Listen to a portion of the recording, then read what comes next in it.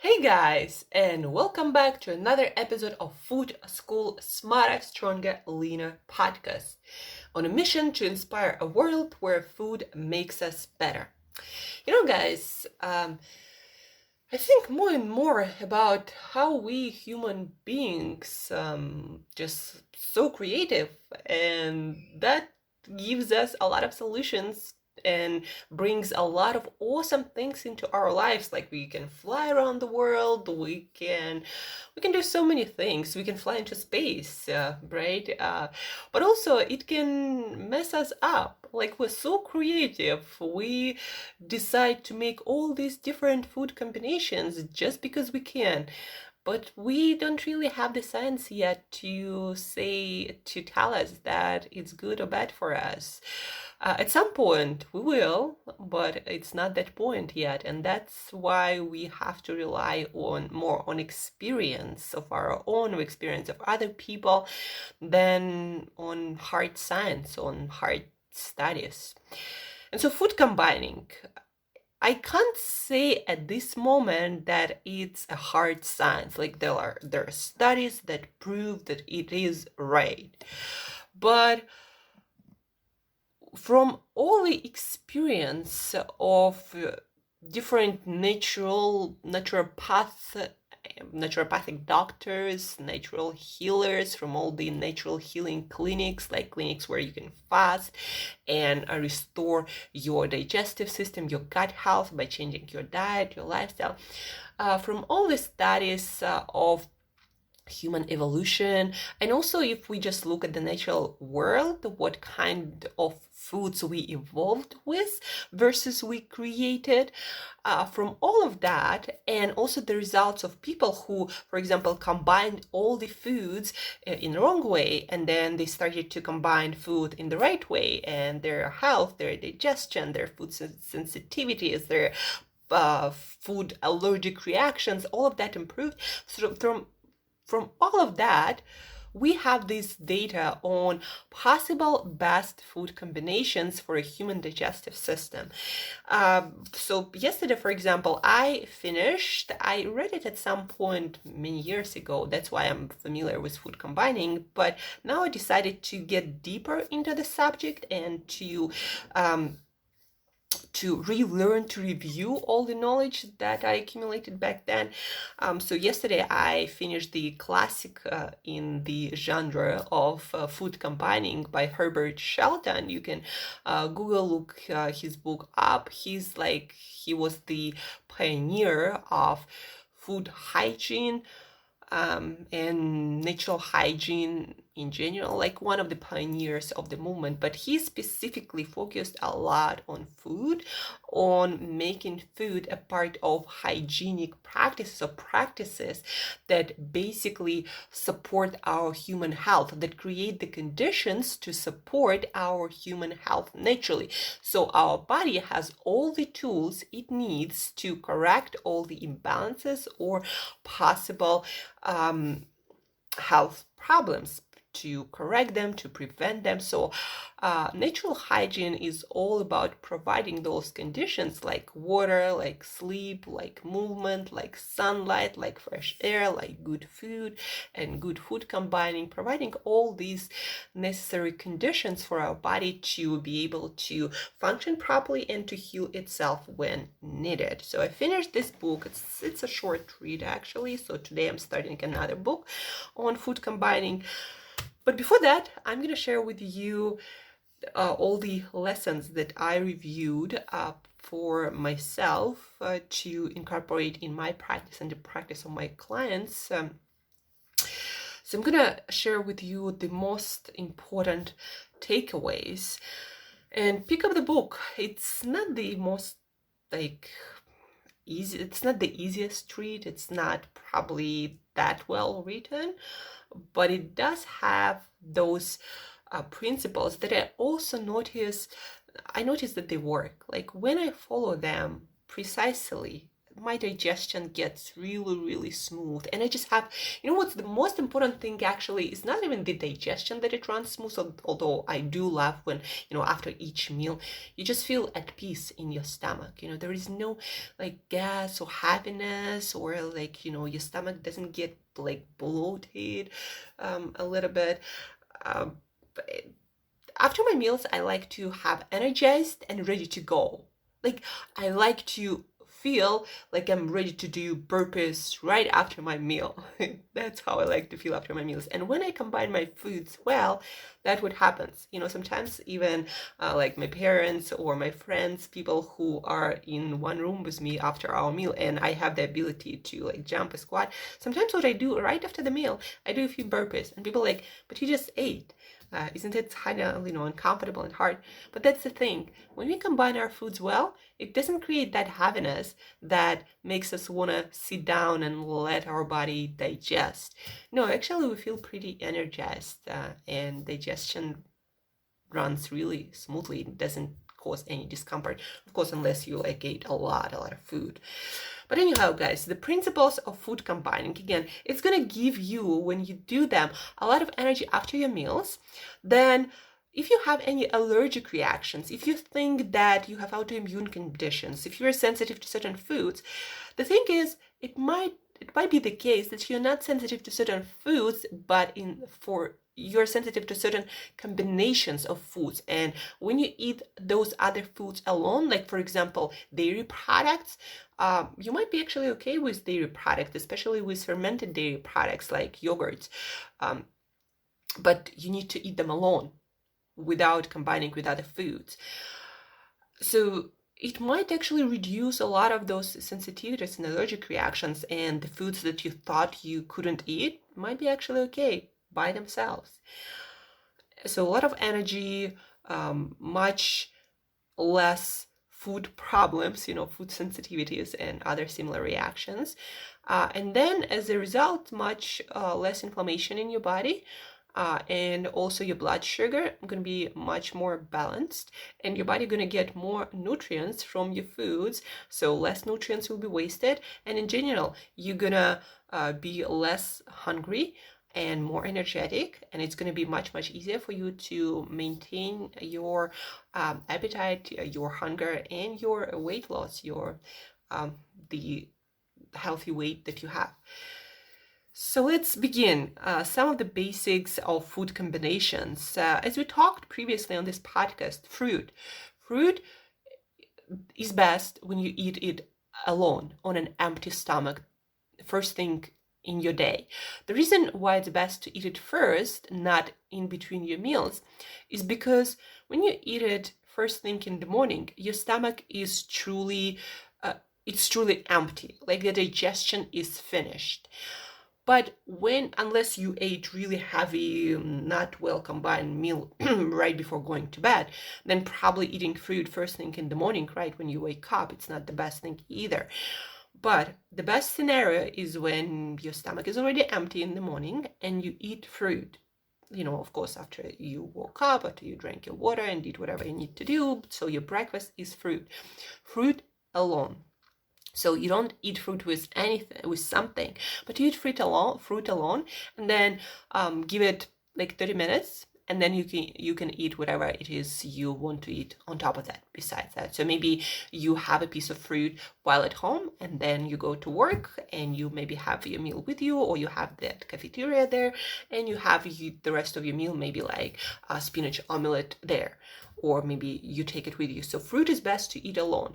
And in between meals, what happens, guys, when we eat something else like proteins, like fatty foods, like starch, maybe beans or potatoes, they take time to digest. So if you decide to snack on fruit in between your meals, they're actually gonna mix that fruit with the rest of the food still sitting in your stomach, because it takes many more hours than we think it takes for digest different our meals, especially again proteins, starch, fats. They're quite slow to digest. And so when you snack on fruit in between meals, you're actually just mixing those foods, and that can create a lot of fermentation and gas and heaviness in your stomach, and like, you know, your pants might get a little bit tighter because just the bloatness in your stomach. So fruit, again, the best time to eat fruit is at the beginning of your day, and that's it, and you're done with fruit till your next day. Some hygienists even recommend fruit till noon to help your body to like cleanse itself, you know, and move stuff out. And that actually works, moving stuff out. So you might adapt it too, but the most important rule is eat fruit alone, eat it on an empty stomach, 30 minutes before your other meals, and you'll be fine. The only thing is to add, it seems that acid fruits, things like grapefruits, oranges, lemons, limes, and super acid, like if you eat some acid plums, like really acid, they do not combine well with sweet fruits like bananas or persimmons or mangoes or papayas or dates. So the golden rule of food combining is eat your sweet fruit, like again bananas, either by themselves or with subacid fruits like maybe berries, maybe sweet cherries, maybe sweet apricots and peaches and all these other fruits, and then super acid fruit like grapefruit, eat them by themselves or with subacid fruit like berries. But that's the next level, you know. For now, at least do fruit alone first thing in the morning. The next one, starch, things like beans, things like potatoes. Also semi-starch foods are cooked carrots or cooked beets, and there are some more probably, but like potatoes, sweet potatoes, yams, beans, also any sorts of grains like rice, no matter like brown or not brown, the quinoa, buckwheat, oats, all these grains things, they are starchy too. So starch does not combine well with any protein. So be that fish, be that meat or eggs or cheese and other dairy products. So all that starch, it's best eaten with green vegetables. It's actually the best possible combination because it also helps to smooth out your digestion and makes it a little bit more efficient and move stuff, you know, around a little bit better. So starchy foods with non-starchy green and colorful vegetables like all the greens, all like kale, spinach, Brussels sprouts, broccoli, bell peppers, tomatoes, although it's a fruit, subacid fruit, but yeah, actually tomatoes might not be the best combination with starch. I forgot about that. But other than that, bell peppers, broccoli, Brussels sprouts, all these non-starchy vegetables, they mix really well with all this starch like potatoes or yams or beans. And to that combinations, it is not recommended to add additional fats, even olive oil or coconut oil. Just eat your veggies with your starch by itself or very little oil, if any. And for sure, no protein. So again, no fish, no meat, no eggs. That's the best possible combination. So if you decide to eat things like beans or quinoa or buckwheat, they're best combined in a salad or with broccoli, Brussels sprouts, onions, mushrooms, bell peppers. So that's the best combo. For starch and vegetables.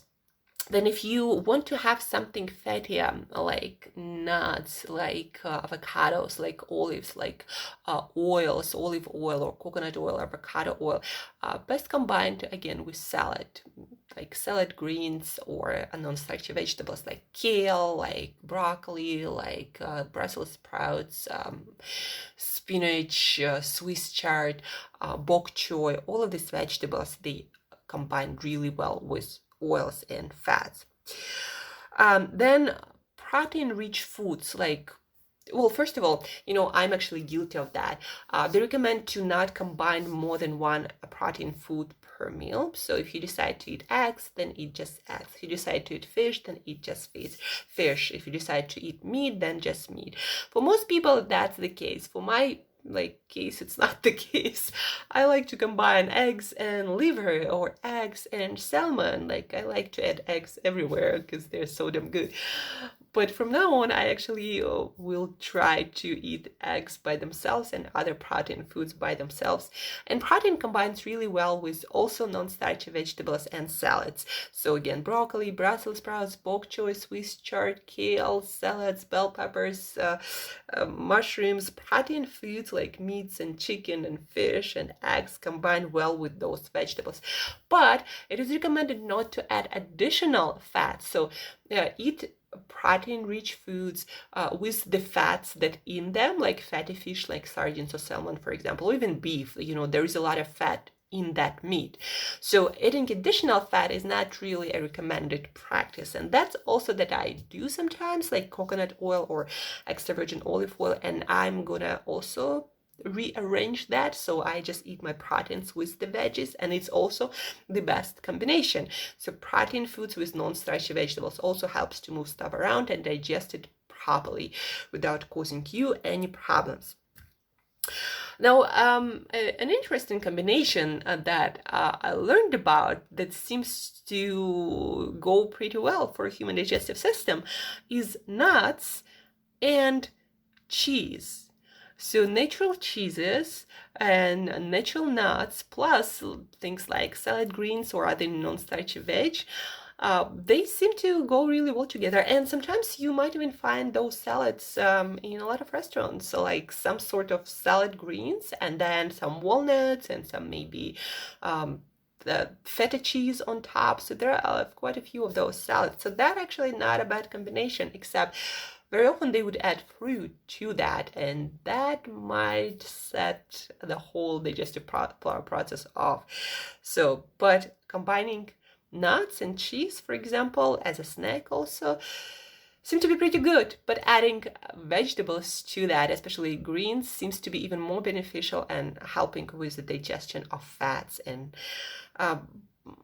but in general, things like cheese and nuts, they're quite difficult to digest. So eating them by themselves for especially sensitive digestive system might be the best practice. And not all of the nuts all together. Like things like peanuts, for example, that are starchy but also have a lot of protein, a lot of fat, they better eaten by themselves. Unless you extract the oil from that, then you probably are okay with adding it to a lot of vegetables. But yeah, cheese and nuts might be an okay combination, and greens, a lot of greens. What else? One protein at a meal. They also recommend in the book to eat one starch at a meal. So what do they mean by that? Don't combine beans with potatoes. Eat either potatoes or sweet potatoes or yams or beans in a separate meal. Or don't eat bread with potato. So one starch at a time, either bread or potato with your salad, of course, ideally with your veggies. And what about desserts, guys? Desserts, they talk kind of funny about desserts in the book. They say because it is a combination of sugar, highly processed sugar that does not require any digestion really, and starch that comes from flours, it is starch plus sugar, and they require different digestive processes, and so by themselves most desserts is like bad combination for our digestive system and our blood sugar especially. But they say if you decide to dessert, eat it alone or with salad. So salad and desserts, that's the best possible combination in this scenario, or skip dessert altogether and just stick with salad. So those are the food combining basics practices that I'm going to incorporate into my meals. So for example, for myself, as I already shared, I will this summer not combine more than one protein at any meal. I will also eat all of my nuts and seeds by themselves.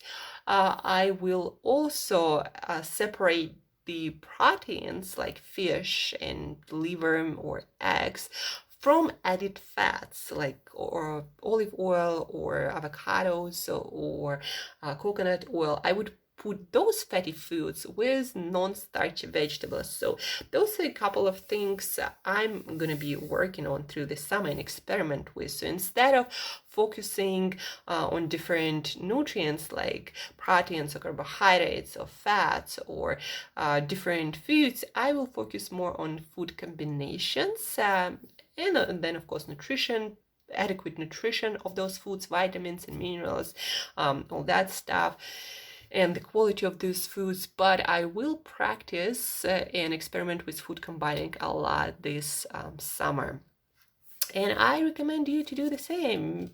Even maybe, one of the best practices and the easiest practices to do is food combining. Just trying to eat all of your foods by themselves. Like, for example, one meal you eat fruit, the other meal you eat some protein-rich foods like maybe some fish or some chicken, whatever you like. The other meal you eat some beans just by themselves, and adding non-starchy vegetables to each of those is actually not that bad idea, except for maybe fruit. Try it, and again, you might discover that you have so much more energy after your meals, and a lot of your food sensitivities go away, and you might even drop a few pounds. No kidding, guys, that might happen, because for many people, what causes weight gain or inability to lose weight is all those inappropriate, improper digestive processes, and specifically when there is a lot of fermentation, and there are a lot of processes that produce toxic substances or certain things that do not really work for a human body, that might actually cause your body to increase inflammation and retain more fat than it naturally would. Plus, that ineffective digestive processes, that they might promote fat retention and water retention, and your metabolism being not that efficient. So all of that, the combination of that might, by the way, decrease the quality of your sleep, might give you less energy for workouts, and might promote more hunger and cravings, and affect your weight loss in many other ways. So food combining, try it. And if you need any help, if you need some guidance, if you need some advice, feel free to reach out via email, angela@createyourself.today. Share this episode with other people today, guys, because when we learn together, when we discuss it, when we talk about it, we learn so much better and remember so much better. Like, I remember things about nutrition so much better because I get to talk to you and explain these things to you guys. And that's why I remember that information so much better, and I remember it for years and years. So do the same. Share it with other people. Share it with your friends, one other person also obsessed with nutrition and getting better, eating for the better self. So share this episode with that person, discuss it, to see what you'd like to experiment with, practice. And guys, thank you for listening, for staying tuned. And as usual, till next time, eat better daily.